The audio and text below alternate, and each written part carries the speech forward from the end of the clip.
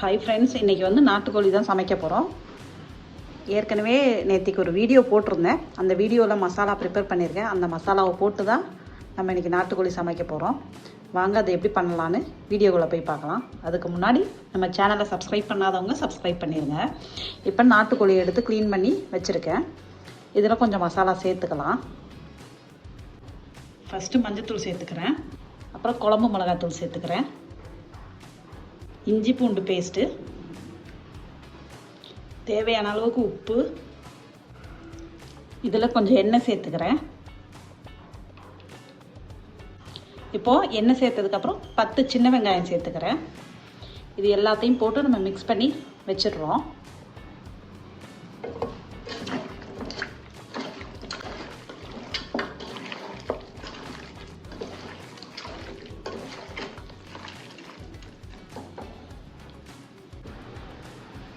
இப்போது நான் வந்து சிக்கன் மசாலா பவுடர் சேர்த்துக்கிறேன். இது நம்ம வீட்டிலேயே அரைச்சது. நம்ம இதை எப்படி ப்ரிப்பேர் பண்ணோன்னு வீடியோ போட்டிருக்கோம், சேனலில் செக் பண்ணி பாருங்கள். எல்லாத்தையும் போட்டு நல்லா மிக்ஸ் பண்ணி வச்சிடலாம்.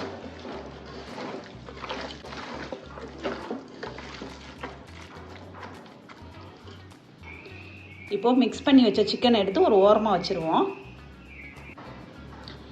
இப்போது ஸ்டவ்வில் வந்து குக்கர் வச்சு எண்ணெய் ஊற்றி வச்சுருக்கேன். இப்போ கொஞ்சம் சோம்பும் ஒரு 5 கிராம்பும் சேர்த்துக்கிறேன். பட்டை சேர்த்துக்கிறேன். இலை சேர்த்துக்கிறேன். இப்போது வெங்காயம் சேர்த்துக்கிறேன்.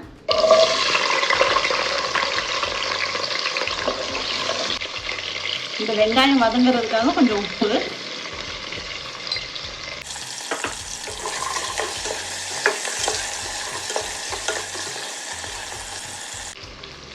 சின்ன வெங்காயம் வந்து வெந்துருச்சு.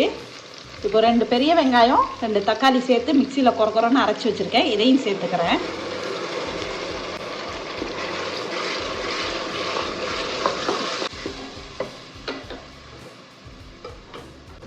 முதல்லையே சிக்கனில் மஞ்சத்தூள் போட்டு பிசைஞ்சு வச்சுட்டேன். இதில் கொஞ்சமாக சேர்த்துருக்கேன்.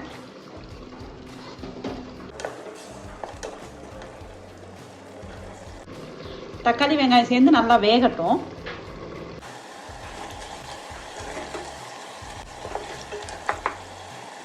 முக்கால்வாசி இந்த வெங்காயம் தக்காளியோட பச்சை வாடையெல்லாம் போயிடுச்சு.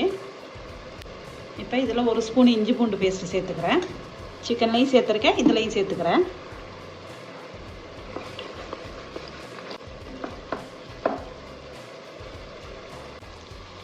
இப்போ இஞ்சி பூண்டு பேஸ்ட்டு, தக்காளி வெங்காயம் அதோட ராஸ்மெல் எல்லாம் போயிடுச்சு. இப்போது நம்ம சிக்கனை ஆட் பண்ண போகிறோம்.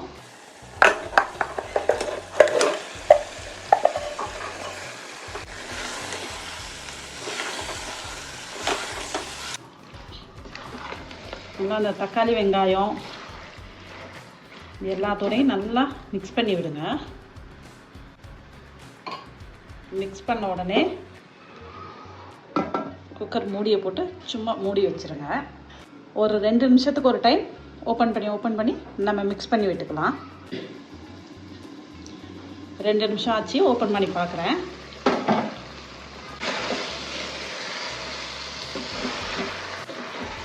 அந்த மசாலாவோட வாசனை எப்படி இருக்குது பாருங்கள்.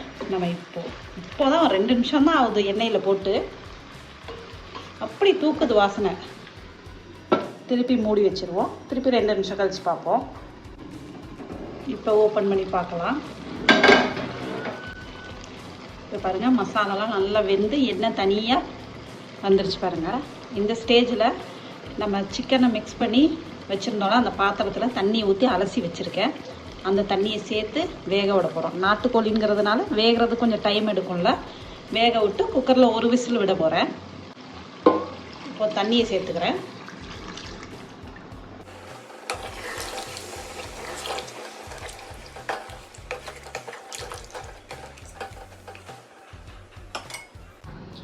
தண்ணி ஊற்றுனதுக்கப்புறம் கொதிக்கட்டும். கொதிச்சதுக்கப்புறம் குக்கர் மூடி போட்டு அப்புறம் 2 விசில் விடுறேன். இப்போ தண்ணி சேர்த்ததுக்கப்புறம் நல்லா கொதிக்க ஆரம்பிச்சிருச்சு.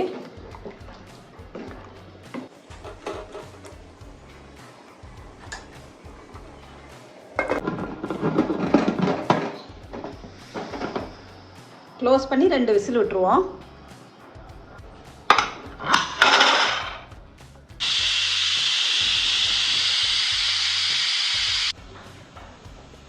இப்போ 2 விசில் வந்துருச்சு. ஸ்டவ் ஆஃப் பண்ணிட்டேன். ப்ரெஷர் போட்டு ஓப்பன் பண்ணி பார்க்கலாம்.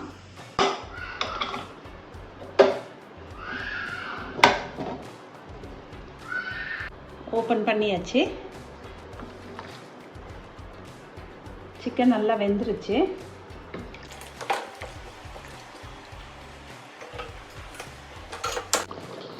குக்கர் ஓப்பன் பண்ணோடனே ஸ்டவ்வை பற்ற வச்சுட்டு கொஞ்சம் நேரம் கொதிக்க விட்டுருவோம். கொஞ்சம் அந்த தண்ணி வற்றட்டும். ஓகே, இப்போ இந்த ஸ்டேஜில் நம்ம ஸ்டவ்வை ஆஃப் பண்ணிடலாம். இப்போ ஆஃப் பண்ணோம்னா ஓரளவுக்கு கெட்டியாயிரும். கொத்தமல்லி இலை போட்டுருவேன். இப்போ என்னோடய ஸ்டைலில் நாட்டுக்கோழி கிரேவி ரெடி ஆயிடுச்சு.